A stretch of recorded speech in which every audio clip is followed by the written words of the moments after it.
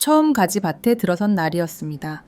여름 햇살이 살갗을 녹일 듯 내리쬐었고 등줄기에 땀이 송골송골 맺혔습니다.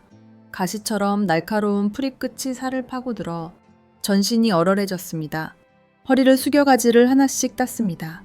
손발이 저려 익숙해지기도 전에 갑자기 차가운 충격이 옆구리를 쿡 찔렀습니다. 놀라서 고개를 들었더니 뒤에는 키 큰 남자가 서 있었습니다. 시원한 바람이 불어오며 순간 밭 전체가 고요에 잠겼습니다. 그의 눈빛에는 아직 밝히지 않은 이야기가 담겨 있는 듯했고 그 순간 내 심장도 이상하게 뛰기 시작했습니다. 시청자 여러분, 구독과 좋아요 부탁드립니다라는 익숙한 멘트가 머릿속을 스쳤습니다. 순간 TV 스튜디오에 있는 듯한 착각이 들었습니다. 아직 어리둥절한 상태로 보니 저는 서울역 플랫폼에 서 있었습니다. 충북행 기차를 기다리고 있었고 손에는 작은 여행 가방 하나뿐이었습니다. 남은 재산이 전부 그 안에 담겨 있었습니다. 제가 25년간 운영한 작은 식당은 한 달 전 문을 닫았습니다. 코로나19 이후 이어진 물가 상승과 임대료 인상으로 결국 버티지 못했습니다. 기차에 앉아 창밖 풍경을 바라보다 한숨이 새어 나왔습니다. 오랫동안 딸을 위해 이를 악물고 살아왔는데 딸은 결혼 후 캐나다로 떠났습니다. 매달 한두 번 전화를 주고받을 뿐 대화는 늘 짧았습니다. 노후 자금이라고 남겨둔 것은 전세 보증금 반환금 몇 천만 원이 전부였습니다. 고향 마을에 도착해 30년 만에 어린 시절 친구 영숙을 만났습니다. 그녀는 마을에서 작은 잡화점을 운영하고 있었습니다. 경자야, 많이 힘들었지. 일단 우리 집 빈방에서 지내면서 천천히 생각해. 영숙의 따뜻한 말에 마음이 울렸습니다. 서울에서는 누구에게도 인사하지 않았는데 지금은 나치금 편안함이 느껴졌습니다. 며칠 후 박 이장님이 영숙 집에 찾아왔습니다. 요즘 일손이 부족해요. 가지 수확을 도와줄 사람을 구하고 있는데 하루에 10만 원 정도 드립니다. 경자 씨도 괜찮다면 내일부터 해보실래요? 망설였지만 당장 수입이 필요했습니다. 집에만 있으면 더 우울해질 것 같았습니다. 그래서 네, 하겠습니다 라고 대답했습니다. 다음 날 아침 7시에 저는 다시 넓은 가지밭에 서 있었습니다. 다음 날 저는 해가 아직 가볍게 떠오를 때 밭에 도착했습니다. 이슬이 잎 위에 맺혀 있었고 살짝 차가운 공기에 몸이 떨렸습니다. 보랏빛 가지 줄기가 사방으로 뻗어 있었고 갓거름을 뿌린 흙 냄새가 진하게 퍼져 있었습니다. 밭에는 이미 몇몇 분들이 있었는데 대부분 50이 넘은 부인들이었습니다. 각자 허리를 숙여 반짝이는 가지를 조심스레 따고 있었습니다. 그 사이에서 김태원 씨가 꼿꼿이 서 있었습니다. 큰 키에 듬직해 보였지만 그의 진지한 표정에 저는 숨이 멎는 듯 했습니다. 아마 처음 오셨죠? 그가 고개를 끄덕이며 인사했습니다. 저는 태원입니다. 저쪽으로 가시면 가지의 흠집이 생기지 않도록 따는 방법을 알려드릴게요. 그의 목소리는 따뜻했습니다. 제가 예상했던 딱딱함과 달랐습니다. 저도 살짝 고개를 숙이며 말했습니다. 저는 경자입니다. 잘 부탁드립니다. 그는 밭을 구획해주며 마른 잎을 먼저 제거하라고 알려주었다. 날카로운 칼로 줄기를 조심스레 자르되 수액이 흐르지 않게 하는 법을 가르쳤다. 이 각도를 유지하고 천천히 해보세요. 그가 손짓하며 말했다. 나는 그의 시범을 따라 해보았지만 작은 가시가 살을 긁어 간질간질한 자국이 남았다. 해가 높이 떠오르자 내 허리는 무거워졌고 땀에 젖은 옷이 등을 타고 흥건해졌다. 한 다발을 딸 때마다 몸을 숙여 다른 줄로 옮겨가야 했는데 힘에 익숙하지 않아 심장이 빠르게 뛰었다. 그가 가지 사이를 능숙히 오가며 일을 하는 모습을 보니 부러움과 존경심이 함께 일어났다. 어지러운 순간에 그는 갑자기 내 옆에 나타나 시원한 물병을 내 손에 놓았다. 목이 마를 때 마시고 조금 쉬었다 가세요. 그의 눈빛에는 다정함이 깃들어 있었고 내 마음은 따뜻함으로 가득 찼다. 그제야 깨달았다. 힘든 여정이라 해도 나는 더 이상 완전히 외롭지 않다는 것을.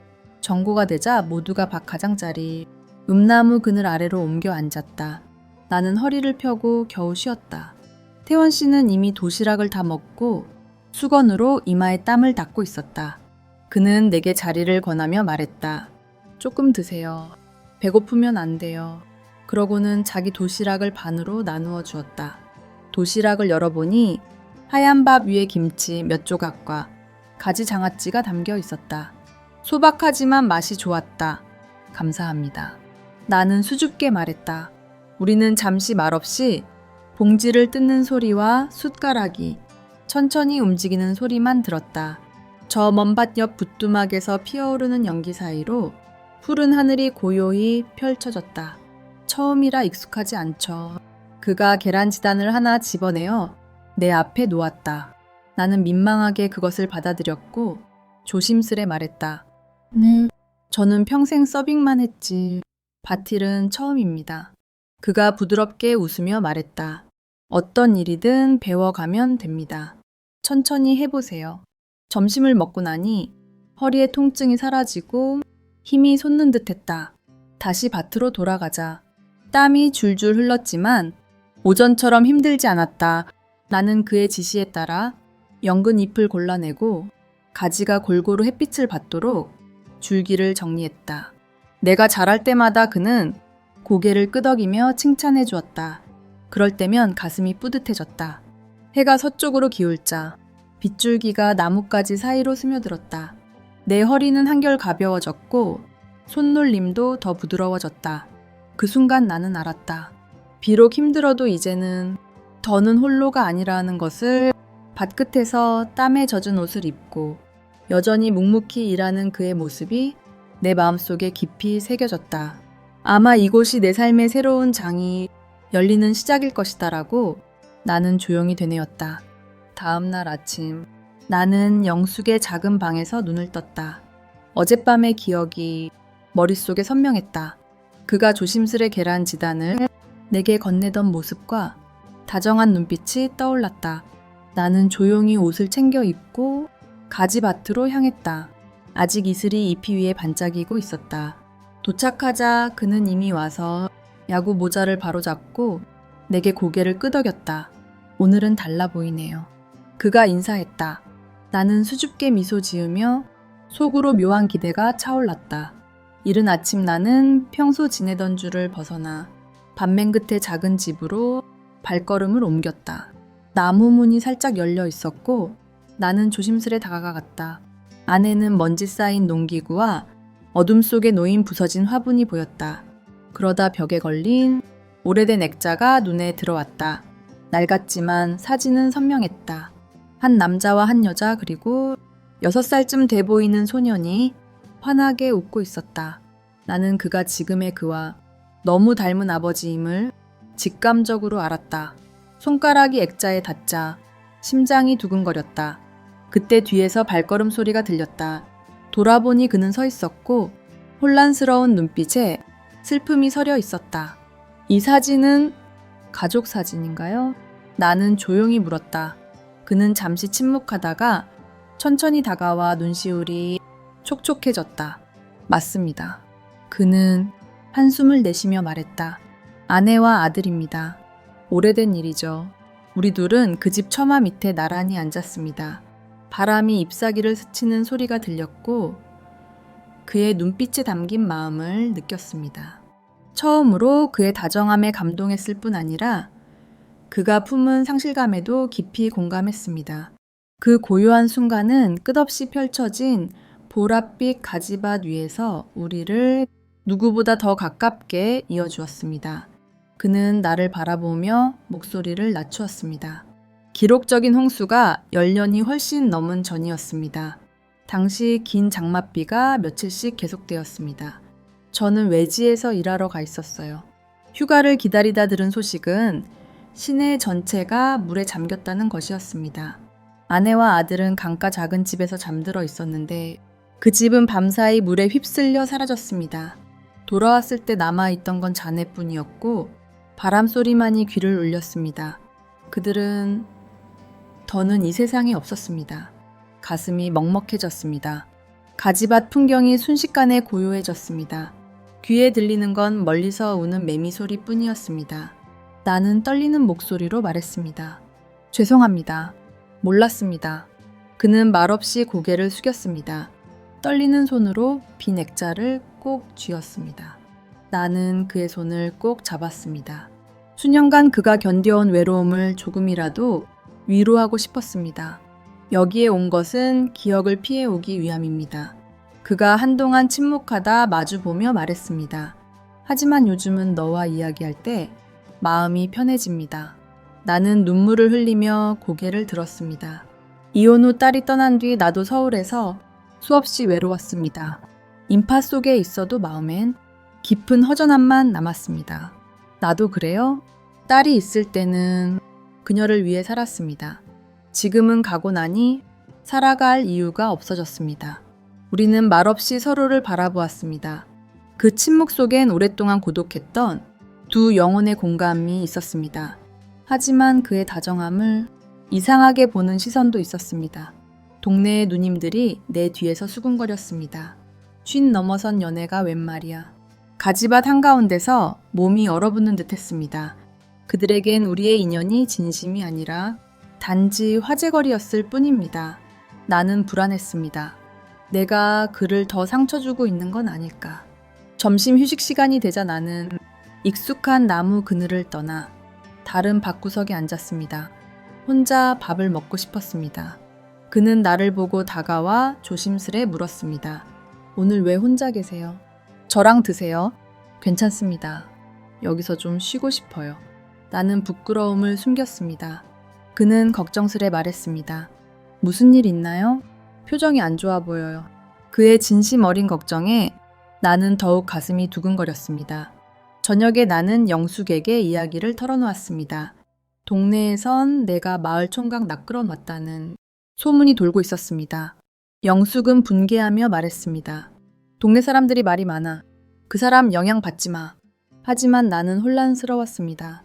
이대로 가면 그에게 더 상처가 될까봐 다음날 나는 일에 집중하려 애썼지만 마음은 무거웠습니다. 그도 말을 아끼며 어두운 눈빛을 보였습니다. 나는 일주일 정도 그에게서 거리를 두기로 결심했습니다. 그가 내 일로 걱정하지 않게 하기 위해서였습니다. 일주일이 지났다. 그는 여전히 조용히 혼자 점심을 먹었다. 나는 그가 다시 외로워 보여 마음이 아팠다. 주말이 되자 나는 영숙의 집으로 갔다.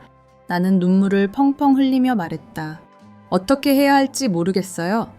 영숙이 내 어깨를 토닥이며 말했다. 이미 그를 좋아한다면 솔직한 감정을 따르세요. 나이가 사랑을 부정할 이유가 아니에요. 그날 밤 나는 뒤척이며 생각했다.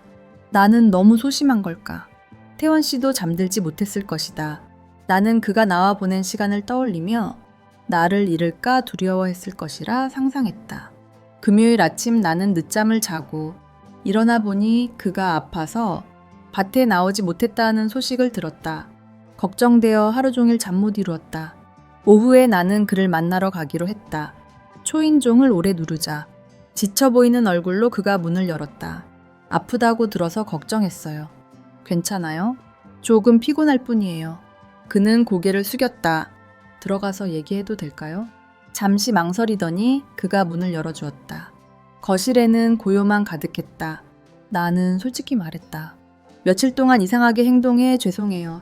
소문을 듣고 피했어요. 그는 한숨을 내쉬며 눈을 내리깔았다. 내가 소문 때문이라고 생각했나요? 전부는 아니에요. 당신을 더 상처 줄까봐 두려웠어요. 그가 부드럽게 미소 지으며 말했다. 난 원래 쉽게 상처받는 사람이 아닌데 말이죠. 눈물이 흘러내렸다. 저 정말 당신을 좋아해요. 내 마음이 버티지 못할까 두렵도록요. 그는 창문 쪽을 바라보다가 내 손을 꼭 잡았다. 네가 날 피할 때 내 심장은 산산이 부서지는 듯했어. 가족을 잃었던 그때처럼. 나는 목이 메어 말했다. 나도 그래요. 그저 매일 당신과 함께 밥을 먹고 대화하고 웃고 싶었을 뿐이에요. 그는 내 손을 어루만지며 말했다. 그럼 우리만을 위해 살아요. 남의 시선은 신경 쓰지 말고 정말 괜찮아요? 물론이죠. 우리가 행복하면 돼요. 그날 밤 우리는 소박한 저녁을 준비했다. 계란지단과 가지 튀김이었다. 식사를 하며 동동주를 곁들였다. 서로에게 약속했다. 서두르지 말고 천천히 가요. 밤이 깊어질 무렵 나는 조심스레 물었다. 저 오늘 여기서 같이 잘까요? 그는 잠깐 놀라다 고개를 끄덕였다. 더 이상 혼자 있고 싶지 않아요. 따스한 노란 전등 불빛 아래 우리는 포옹했다. 수년 만에 느껴보는 달콤한 순간이었다. 50이 넘은 사랑은 젊음보다 더 깊고 진실했다. 오랜만에 우리는 서로의 품에서 깊은 잠에 빠졌다. 다음 날 아침 눈을 뜨니 나는 그의 곁에서 부드러운 햇살을 받고 있었다. 그가 다정히 물었다. 잘 잤어요. 네, 정말 잘 잤어요. 나는 미소 지었다. 우리 영원히 함께 해요. 그는 내 손을 꼭 잡았다. 그리고 그 순간 나는 진정한 행복을 찾았음을 알았다. 그와 나는 말없이 서로를 바라보았다. 폭풍 뒤 첫 일출을 보는 듯했다. 그는 나와 함께 집 밖으로 나갔다. 오래된 나무 탁자가 한쪽에 놓여 있었다. 그것은 그가 앉아있던 수많은 오후를 기억하는 증인이었다. 여기에 액자를 놓고 싶나요? 그가 방 한쪽의 빈 책꽂이를 가리켰다. 방금 거기에 있던 오래된 가족 사진 틀이었다. 나는 천천히 고개를 저었다. 나는 주머니에서 작은 자수 수건을 꺼냈다. 그 수건은 어머니가 정성으로 만들어주신 선물이었다. 나는 수건을 액자에 살며시 감쌌다. 새로운 시작을 위해 직접 수놓았어요. 나는 말했다. 그의 눈가가 촉촉해졌지만 미소는 그 어느 때보다 따뜻했다. 우리는 학생 때 책 몇 권을 가지런히 정리하고 탁자와 의자를 닦은 뒤 직접 화로를 제자리에 놓고 내가 밭에서 꺾어 온 작은 꽃병을 올렸다. 공간이 새 생명처럼 빛났다. 마치 우리 삶을 다시 짓는 듯했다. 그는 내게 녹차 한 잔을 따랐다. 나는 김치찌개 냄비를 난로 위에 올렸다. 고향의 맛이 숟가락 소리와 어울려 소박한 가족의 순간을 완벽하게 채웠다. 옅은 황색 등불 아래 그는 내 손을 잡고 말했다. 내일 시장에 함께 가요. 그리고 천천히 이 집을 가꿔요. 나는 끄덕였다. 마음속에 단단한 믿음이 피어올랐다. 다음 날 우리가 함께 시장에 가자. 마을 사람들의 눈길이 부드러워졌다. 처음엔 의심하던 아주머니들도 이제는 미소로 인사를 건넸다. 두 분 행복하세요. 그 순간 나는 깨달았다. 어떤 폭풍도 진심 어린 사랑을 쓸어갈 수 없다는 것을. 끝없이 펼쳐진 보랏빛 가지밭에서 고단함을 나눠온 우리 둘은 이제 새로운 보금자리를 함께 일구고 있었다. 웃음소리가 끊이지 않는 곳에서 몇 주가 흐르고 새순이 보랏빛 가지에 돛을 즈음 우리는 지붕 끝을 정리하고 창틀을 닦았다. 꽃이 피면 새벽 햇살이 우리 작은 보금자리를 환히 비추도록 매일 아침 그는 나보다 먼저 들녘으로 가. 임시재단에 놓인 가족 사진 앞에 향을 하나 올리고 부드럽게 말했다. 매일 그들을 보며 사랑의 기억에 감사해요. 나는 고개를 숙이고 조용히 눈물을 흘렸다. 오랜만에 그가 외롭지 않은 온전한 모습으로 내 곁에 있음을 알았기에 달끝 어느 오후 나는 그와 함께 이웃 아주머니 몇 분을 집으로 초대해 내 김치찌개를 대접했다. 마당 한가운데 놓인 나무 탁자 위에는 따끈한 국, 고슬고슬한 밥, 아삭한 장아찌가 정갈하게 놓였다. 어르신들은 한 숟가락 먹고는 맛있다 칭찬하며 아이들 이야기와 밭소식을 즐겁게 나누었다. 나는 그의 손을 꼭 잡고 작지만 완전한 행복에 가슴이 벅차올랐다. 어느 이른 아침 참새 지저귀는 소리에 깨어 이불을 젖히고 문을 열었다. 연보랏빛 가지꽃이 이슬을 머금은 채 온 밭을 물들이고 있었다. 그는 일찍 일어나 꽃마다 물방울을 적셨다. 나는 꽃향기를 깊이 들이마시고 미소 짓는 그의 얼굴을 바라보았다. 봐요. 온 세상이 우리를 감싸는 듯해요. 우리는 꽃밭 사이를 거닐며 손을 꼭 맞잡았다. 우리의 서약처럼 단단했다. 나는 힘들던 초반을 떠올렸다. 생계에 매달려 고개만 숙이던 날들. 하지만 지금은 광활한 보랏빛 들판 한가운데서 사랑받고 돌봄을 받으며 슬픔과 기쁨을 나누고 있었다.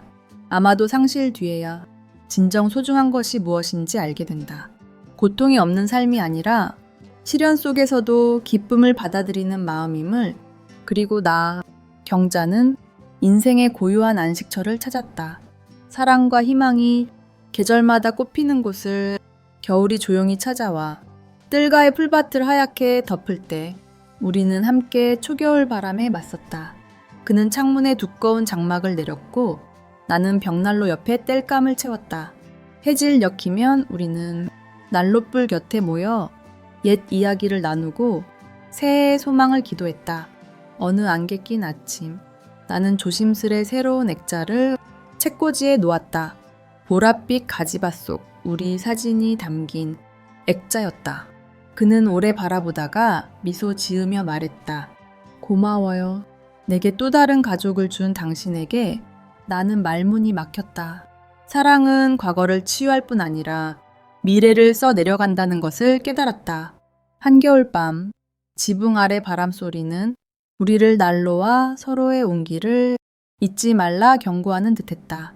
첫 흰 배추꽃이 들녘에 피자 우리는 형광가에 자스민 몇 그루를 심었다. 문을 열 때마다 꽃향기가 우리를 맞이하도록 연말이 되어 단출한 식탁 위에 따끈한 단호박국과 매콤한 떡볶이가 놓였다.